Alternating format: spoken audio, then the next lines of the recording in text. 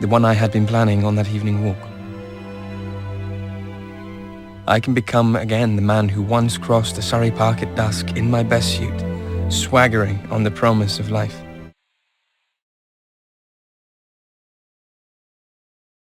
Hey there, Tom. Hey, this is some great looking animation here. I'm really liking it. It's pretty solid. I don't have a lot of notes in terms of animation, which is always easy for me.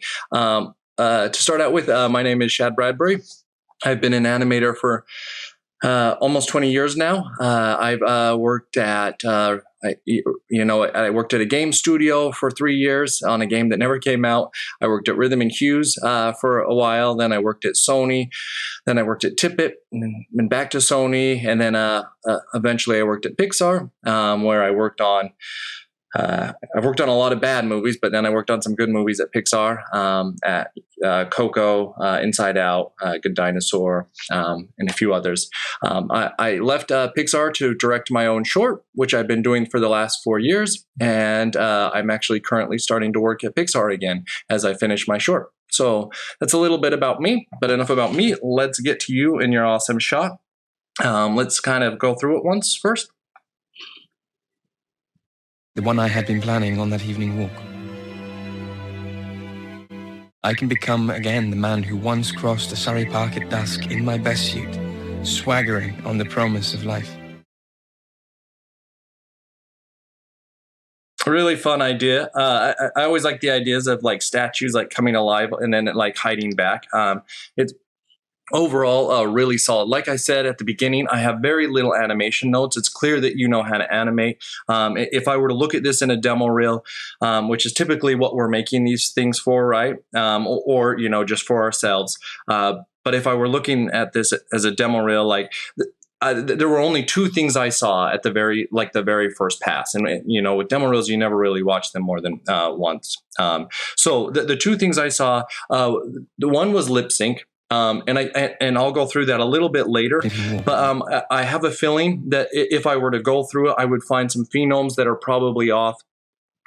Your timing overall, I think, looked right with your lip sync, but it looked like maybe there were some phonemes that were a little off here and there. It looked like sometimes we favored the jaw going up and down instead of articulating with the corners of our mouth and our lips.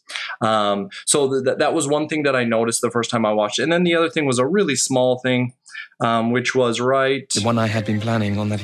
Let me turn the volume down a little bit. Evening walk. This one right there, it's really, really tiny. Like I said, I believe it's a little bit of left and right movement in your head. So if you just kind of take a look at kind of your left and right movement just with your head, if you were to track this, it's on your antic. So I think let's find out what we've got here, what you're doing. So you go into this. Here's your A pose. Your head starts to go right here. It looks like it stops right there, and then it goes, yep. So it's right there. It's really subtle. It looks like you have 2 frames where your head goes back a little bit to the left right here, and then it starts to go to the right again. Like I said, super subtle. I could zoom in to make that a little bit exaggerated, but I noticed a little bit of like wavering there the first time. I think it's mostly in the head. You might also want to check the body through this. You just don't want a quick little like 2 frame back and forth. So that kind of jumped out to me. I can become again. Moving forward, you have some solid body mechanics. I clearly feel weight here. It feels like it's strong weight too, like heavy. It's the shifting of weight here. As you move, you're using your antics, your ease-ins, your overlaps. Swaggering. Promise. Swaggering.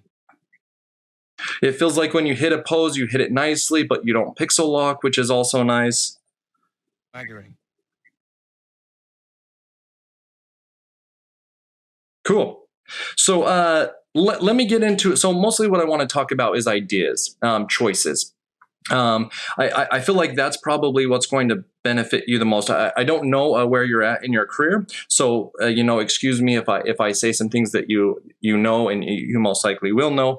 But they're just some things to maybe consider as you move forward with your next shot and other shots. So I'll just kind of start at the beginning, some of my thoughts on how I might approach this, and then you can take them or leave them from there. So there's something really interesting about this. This isn't so much an animation note, but you're doing a shaky cam at the very beginning. But at the very beginning, you want him to come off as like a stone, stiff statue. So I wonder if it would be better if you didn't have shaky cam at the beginning. So it was a lockdown camera, so it felt like a stiff statue that wasn't moving. Because right now you can see that he's like moving like this. And then like once he starts to blink, then you start to bring in the shaky cam. So it feels like then he's more alive. That way at the beginning, it'll feel very solid, like a solid statue that's not moving. And then it'll slowly come to life, and the shaky cam will slowly come to life. I think that will help sell the idea, because right now we almost feel like he's alive right at the beginning. And I think that transition is really fun between like a stone statue to like coming alive. Animation wise, I love how you have him coming alive by first with the blink. That's a smart choice. And the look down is really great.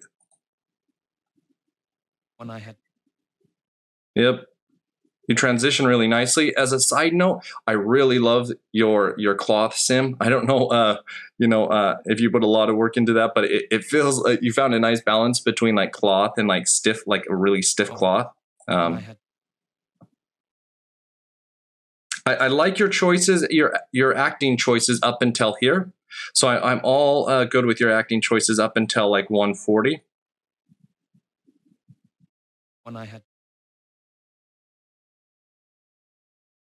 And then it changes. It feels like there's a distinct change in the way you're animating the character. So when I listen to this line, if I listen to this line and I ignore what you've animated and I just cover that up and I listen to it, I can become again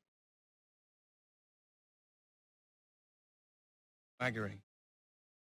See, I'm imagining someone like listening to that voice. It sounds like someone who is like thinking back to their past and being like, I can be that man again. And they're being very true and honest. Like this isn't something to show for someone. This is like to himself. And so this is going to bring up one of the first things, which is internal versus external that I'd like to discuss. At the the first part I feel like is very internal, but after 140 I feel like we start to get very external, and I'll go over those a little bit if you. So internal is basically we're introspective, we're thinking to ourselves, and we're not acting out for anyone. It's we're in our head. So imagine those times where someone like waves in front of you and they're like, hey, are you here? And you're like, oh, so sorry, I was daydreaming. It's that type of thing. Internal is when you're seeing images, but they're all up here, so you're not really moving around. Usually it's like someone looking off into the distance and they're just like this, or their eyes are darting as they think, right? And then external is very showy, like, hey, look at me, yeah, I'm this and that, right? It's almost like you're acting for someone. So the first 140 frames I think is really well done. It feels very internal. Down here, his movements aren't purposeful. His movements are just a reaction to him thinking and turning. But then when we get to right here, this right here, this is something that feels super cartoony to me. This is something that you would see in like a Tom and Jerry or something, where you have that straight leg and a boom, boom, boom, right? It's well animated, but I wonder if this is the choice for this scene. Like, is that the best choice for this scene? Something that is internal, and something that is real, and something like this is a serious moment for him. So this is a question mark right here for me. Like I find that to be a little cartoony and not really appropriate for the moment. So I might do something a little bit more realistic and true to the moment. I can become again. I also would You know, if you were to change that, I would consider looking at this arm too. It feels like it's a little bit just like we don't know what to do with this arm right here. It feels like after, you know, 140, after this, you would probably start to, you know, let it go down into a pose around here. I can become again. Cool. And then I can become again. that leads us into this one, this pose right here. So this again to me feels very, very external. So he's like, "Oh, look at me, I am," and it doesn't feel true to the moment for me. So this is something where I would consider doing maybe something a little bit more internal. I can become again. And I think you're close to something. Like when I look at this, I feel like right around here, you're getting somewhere. Like this pose right here, like you're looking down at your arm and you're looking down at your hand and you're like, I can again become that man. See, like I might try something like that where you keep your fist in front of you and it's like you're looking into your past through your fist and you're like, yes, I remember when this fist, you know, beat up 1,000 men, and so on and so forth. So it makes me wonder if you were to have just kept this, you know, fist around here, if and while you're looking down on it, if that would have been a stronger choice, and not quite so showy and external.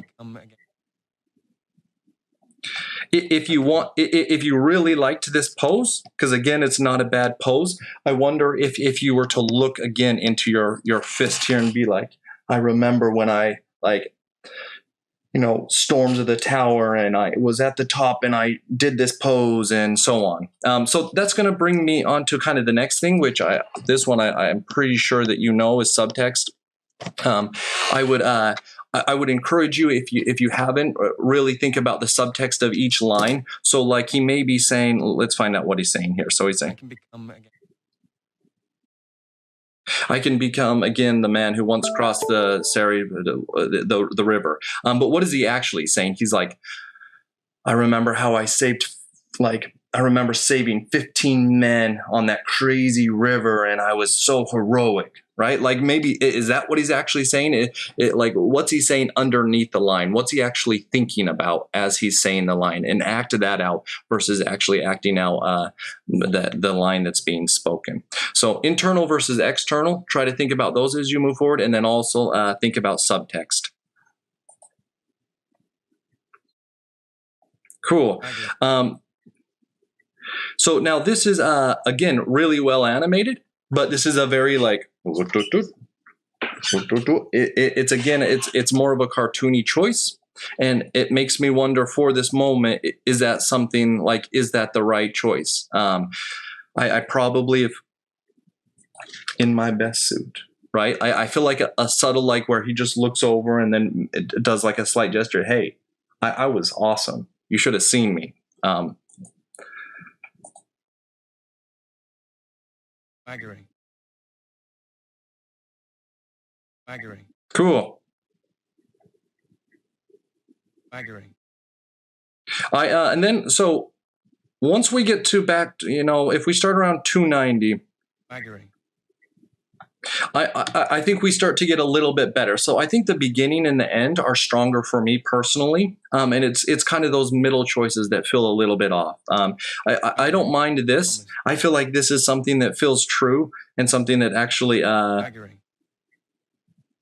swaggering on the promise of life. It's like he remembers the water going through his hair here, and he's like reliving that moment as he steps forward. And he's like, yes, I remember there, and I was heroic. And so you know, this feels very true to me right here. So I like that a lot. I also love the lighting, how you just lit the eyes. It's a nice little touch, old school. And then I have a few little they're not acting choices.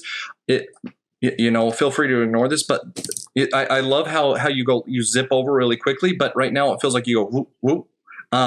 It almost feels like you have a key here, and a key here. It feels like it whoop, whoop, almost like that. I probably personally would, and again, this isn't really animation, I would probably hold here for probably 12 more frames, just to change up the rhythm a little bit, and then I would zip back, because right now it just feels like that, and it feels like if you were a cameraman, try to imagine yourself as the cameraman. It's kind of weird that you would just so quickly go like that. You would kind of stay there for a second to actually see what's going on. Ideally, it'd be nice, but I know it's a pain to try to get someone else, another there, like coming into frame, and then he's like, oh yeah, and then he sweeps back. And then when you sweep back, again, this is probably just a personal choice, but instead of you starting him off the podium, personally, I think it would be funner if you started him right here. So he was already in the pose, and the only thing you saw move was his cloth moving. So it would feel a lot more like, wait a second, did he actually move? Did I just imagine that? Or has he always been, a statue? Again, might be a personal choice. Cool. So other than that, I just want to quickly, let me just go over some lip sync things real quick and see. I can become again. Let's take a look at a few of these things and see what's going on. Okay, I can see something right away. So you have an MVP shape right here. And this is I can. So I wouldn't close your mouth here. So your MVP is going to be like a closed mouth. Typically, you're going to try to always hold those for 2 frames. And then what's weird is, and then for your B here, you don't actually get to your become. You have more of like an ooh shape. So I would close your mouth and make sure you hit your MVP shape here. Become, and then again, you're getting for your you're going to want more of an ooh shape here. And then you've got your M shape for the let's make sure you hit your M shapes. So again, I think your timing is right for your lip sync, but it looks like your phenomes might just be slightly off.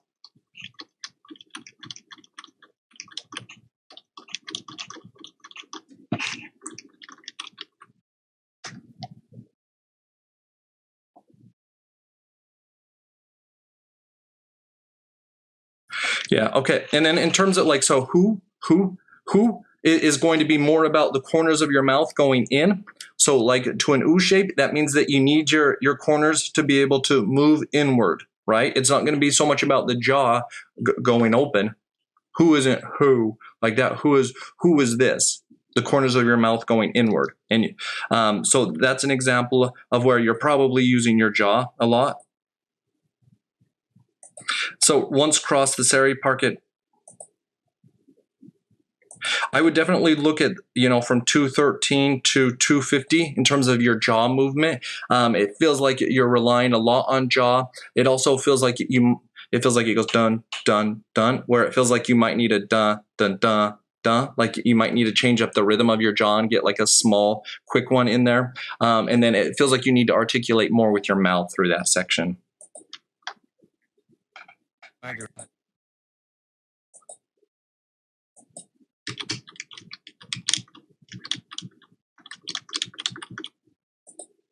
Swaggering.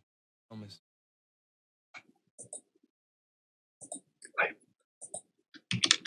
It's hard to see if you're going to a V-shaped life, but you're probably playing a little bit more realistically, but typically a V-shape's like that to be really exaggerated.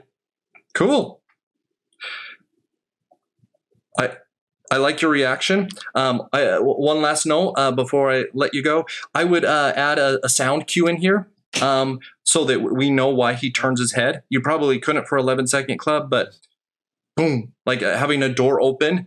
And then what I would suggest do, I think once you add that, you'll find that you'll probably add, because right now the first thing that moves is your eyes going over right there.